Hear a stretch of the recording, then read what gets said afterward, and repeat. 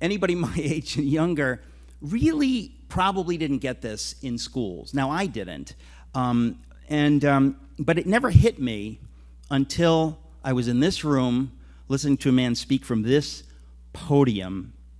It was Os Guinness. I dedicate the book to Oz because I ripped off a lot of his ideas. I don't want him to sue me.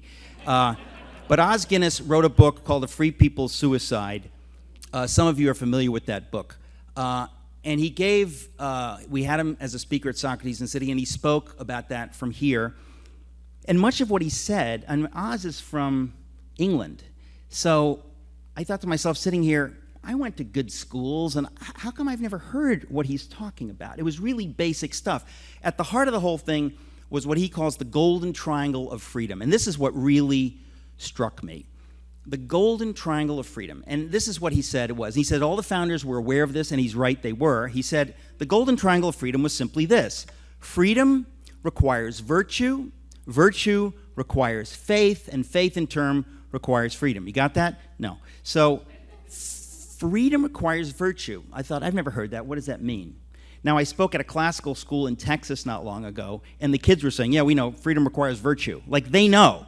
They're getting that in that school. So in some schools they're teaching this, but I've never heard this. You're certainly never going to see it on TV. Virtue is like a dirty word. We don't talk about virtue. What is that? So we talk about competence, but we don't talk about character and virtue. So I thought, what does this mean, freedom requires virtue? And then I thought to myself, it's really basic. Freedom, which is self-government, requires that the people govern themselves. Now think about that for a second. Self-government requires people to govern themselves. That's not a tautology. It means that you have to actually govern yourself, okay? It's not just about we govern ourselves, but every person has to govern himself. In other words, you don't need a lot of cops.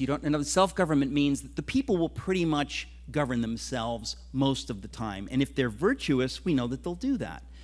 I don't steal, not because I'm afraid of being caught or being thrown in the dungeons of Saddam. I don't steal because I believe it's wrong to steal, right? So if you have people who are, by and large, virtuous, self-government becomes possible.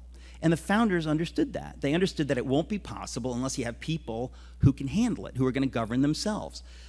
So freedom requires virtue. The freedom we're talking about requires virtue of some kind, right? We don't want to push it too far, but it's a basic idea, and the founders all understood this, and they all wrote about it, and I quote them in the book. They all got this stuff.